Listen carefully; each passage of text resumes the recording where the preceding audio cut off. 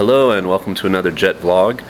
Today we have a special guest. I came to a orientation meeting here in the capital of Shimane, in Matsue, and I'm going to talk today with Roger, who is my buddy for 4 years now. We both came on the Jet program in 2004, but Roger, although he does do some teaching, is not an ALT. He is a CIR. So I'm going to let Roger introduce himself and talk to you a little bit about what the other major category of Jet does, CIRs. Okay. Thanks a lot, Jason. Hi. Hello, Roger. So tell us, what does CIR stand for? Well, CIR stands for Coordinator of International Relations. I see. And so back in 2003, 2004, when you were planning on becoming a Jet, why did you choose to be a CIR as opposed to an ALT? Well, main difference between with the CIR job is you're required to use Japanese for the job, and I studied Japanese for 3 years in university, and I wanted to further. I'd been to Japan once on a college exchange for 1 year, and basically this time I wanted to try doing some work in Japan in a Japanese environment, a Japanese business environment. So as a CIR, I work in a city hall, so it's outside of the school, and one of the challenges of the job is to learn how to react in a Japanese environment with using Japanese. So you've got to use all sorts of honorific Japanese, things like that. It's quite challenging at first. So what would you say, I know it's kind of hard to quantify, but what would you say is the JLPT level of most incoming CIRs, and how do you feel your Japanese has gotten much better since you've been here? Well, addressing the last comment there, yeah, my Japanese has improved exponentially since I've got here. Basically because it's like, in a way, kind of the work experience, actually being in an office and actually getting to use a different type of Japanese that I'd learned. That was worth its weight in gold. And the JLPT level of incoming? Basically, not all CIRs are from English-speaking countries. Oh, that's right. There's, at the moment actually in Shimane, there's more CIRs who are from countries like China, Korea, and other places like that. And it depends on the country, but for China and Korea, they use a similar Chinese character system as Japan, and it is a requirement that they have level 1 Wow. the JLPT. If you don't have level 1, you can't be a CIR from those countries. However, they're a bit more lenient for CIRs from English-speaking countries, and although it isn't a requirement, it is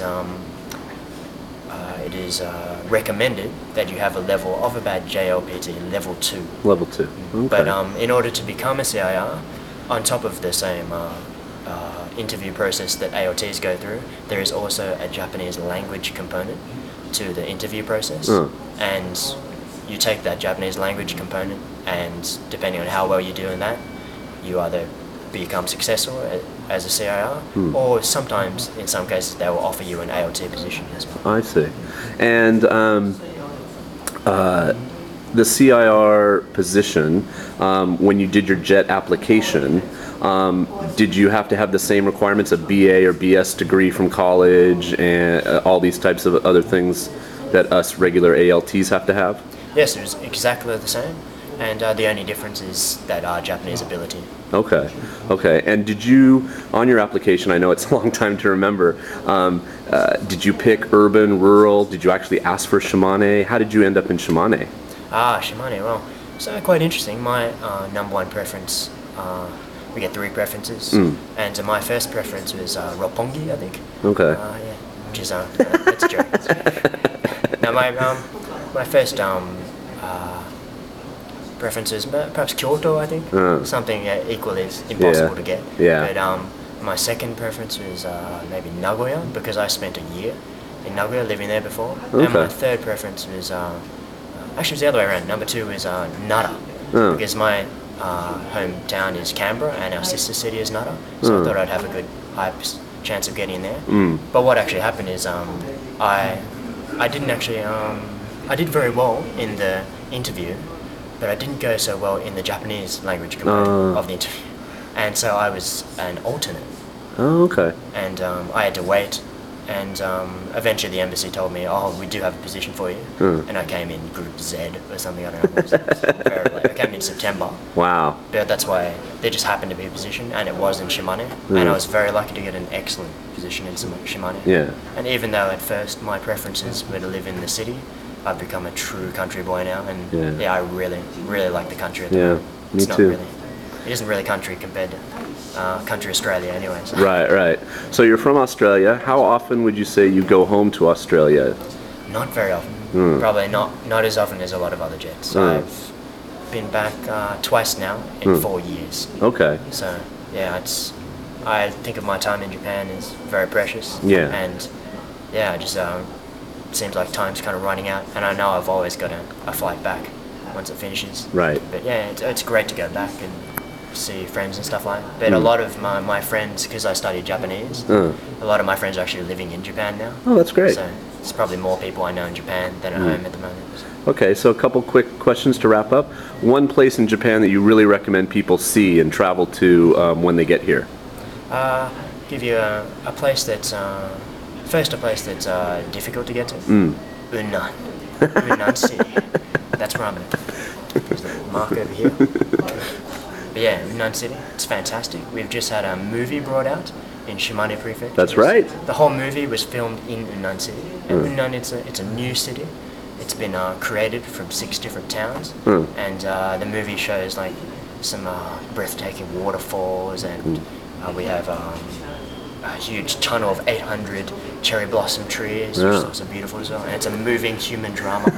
So even if you can't make it to Unnan, please watch the movie. And the movie is Unnan will called? come to you. The movie is called Unnan. Oh, It's very Unnan.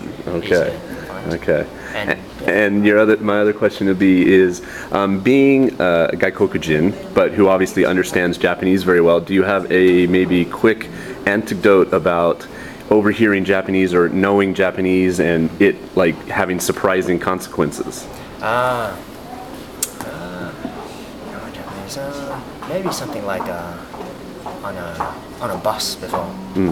I was on there, and it's just at first, of course, my Japanese wasn't very good at all. But you get to a stage where you've done so much study, and then suddenly you're on a bus and you just listen around, and you go, hold on, man, I can understand everything people are saying. Yeah. And you hear people sometimes talking about you. Yeah.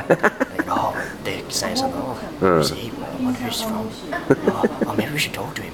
Maybe we should talk to him. And you can just, at that stage, you can sit back and just you pretend you don't know, or you could just say out in Japanese, just, I know what you're talking about or something.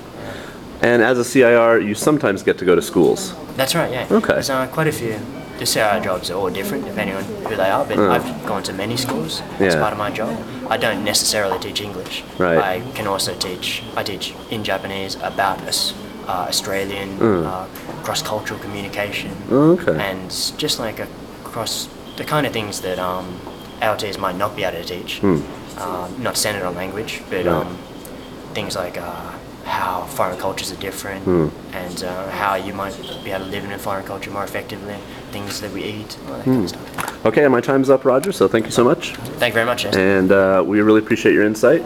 That was Roger talking about a CIR. Thanks for watching another blog. Ooh, this is probably really close, and I'll talk to you soon. Bye. Bye. See you later.